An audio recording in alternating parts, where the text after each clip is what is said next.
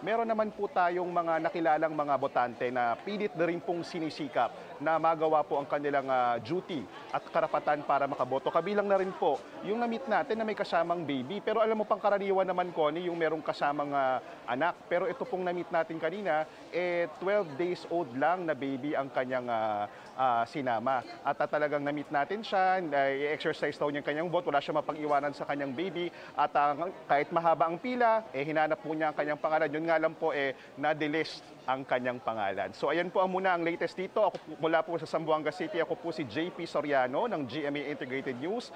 Dapat totoo para sa eleksyon 2025. JP, dahil lang may report na tayong tatlong namatay no, dahil sa pamamaril dyan sa ilang lugar sa yung kinatatayuan ngayon, ay meron bang balita mula sa PNP kung nag-deploy sila ng mas marami pa na mga puwersa, lalo na doon sa mga area na mas magugulo? Nag-deploy sila, Connie, ng additional forces ang Western Mindanao Command sa Basilan, partikular kung saan nangyari, Connie, yung barilan kahapon, bukod pa sa nangyari kanina. Dan meron din isa pang kaso ng nabaril din na teacher na nagsisilbing electoral board. Siya naman po ay nakaligtas, pero dahil nga po dyan, ay dinoble nila o nag-beef up sila ng security para bantayan po ang mga guro, ang bantayan po ang mga nangyaring botohan,